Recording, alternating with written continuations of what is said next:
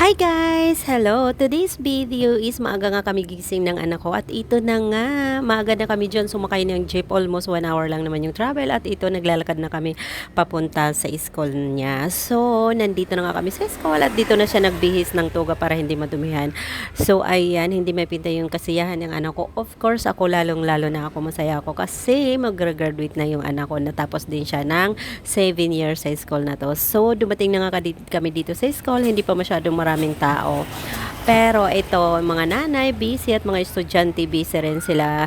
Excited, I'm sure excited yung lahat ng mga estudyante dito kasi mag-graduate na sila. At of course, yung mga nanay. At thank you sa malaking puno na to kasi nasilungan namin sa haba ba naman ng pila. Sobrang init, sobra talaga. At nakikita ko sa anak ko na napakasaya niya, excited, kinakabahan. So, ayan. Congratulations po sa lahat ng mga nag-graduate today at tomorrow at yesterday kasi alam ko maraming mga nanay na masaya na itaguyod nila yung mga anak nila na pag-graduate nila kahit papaano, kahit mahirap yung buhay. So hindi nila isinuko para lang makagraduate yung mga anak nila. At ito na nga, nagmamarcha na kami niyan. So of course, after the nagmarcha is kakantahin yung Lupang Hinirang, Day's Prayer. So ayan na, nag-awarding na, pumipili na kami ng anak ko for awarding. So I congratulate my son kasi isa lang naman sa mga estudyante na napagtapos this year and with honor. O diba? I'm proud of you so much and I love you. Always I'm here to support you and support all your journey and dream. Sana marating mo lahat ng mga dreams mo sa buhay. So ayan, tapos na yung celebration, tapos na yung graduation. So nakikita niyo sa mga estudyante ang saya nila, sobra ang saya-saya nila. Umaapaw ang kasiyahan sa mga mukha nila kasi pagtapos lang naman sila in 6 years na nandito sila sa school na to. At ang mga nanay din, ay congratulate yung mga nanay na pagtapos nyo yung mga anak nyo, hindi nyo isinuko yung pagpapaaral nyo sa mga anak nyo. Kahit gaano mang kahirap, alam ko mahirap yung pinagdaanan natin in 6 years. So, ito na, naglalakad na kami ng anak ko, pauwi na nga dito sa bahay. At pagdating namin sa bahay is nadatnan ko nga ang mga anak ko din na nagluluto, kanya-kanya sila ng luto. Nagtutulungan sila para magluto para sa handa ng anak ko. Kasi alam nyo naman, ang Pilipino tayo, hindi kumpleto ang celebration pag walang handaan, walang pagkain, 'di ba? Walang salo-salo.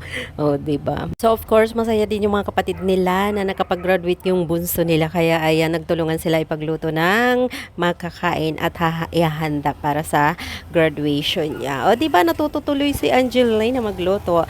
At I shout and thank you pala sa kapatid ko sa US is si Whites Mendros. Thank you so much kasi ikaw lang naman yung nagbigay ng panghanda ng mga nag-graduate. Thank you. More bliss for you. So, ayan guys. Ito yung isang pamangkin ko, si Rihanna May. Congratulations also with the honors din siya. Nag-graduate din siya. At ito rin si MJ. Nag-graduate din siya ng high school with honor. O, diba? Ang tatalino ng mga pamangkin ko at ang anak ko. So, lahat ng mga nag-graduate dyan, congratulations. At ito na nga, kainan na des. O, diba? Ang saya-saya nila. Pati yung mga aso nakikisaya din, celebration din sila sa graduation ng mga estudyanteng tong with honors. So, ayan po sila magpinsan sa with honors. So, sige anak, kain ka lang. Alam ko gutom ka. Hindi tayo kumain kanina ng umaga kasi maaga pa tayo gumising. So, ayan na. Kain na tayo. Di ba masaya kumain pag maraming salo-salo, kumakain kayo ng sabay-sabay. So, ayan, Pilipino tayo, kailangan kumain tayo ng kanin, maraming kanin, joke lang. So, ayan, kanya-kanya sila kuha ng kanin, ng ulam. So, magpakabusog kayo dyan kasi marami naman pagkain. So, ubusin nyo lang yung mga kinukuha nyo para hindi sayang. Congratulations also to Tintin, ayan, si Maria Cristina at saka si Shasha, mga pamangking ko dyan. Nag-graduate din sila ng high school. Also to MG, congratulations.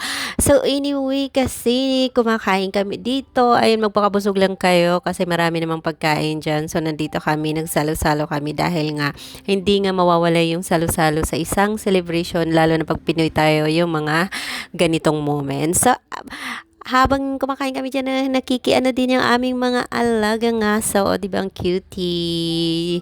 Gusto din nilang kumain. So, konti na lang kanin na natira, o 'di ba? So, Pilipino tayo, Pilipino tayo.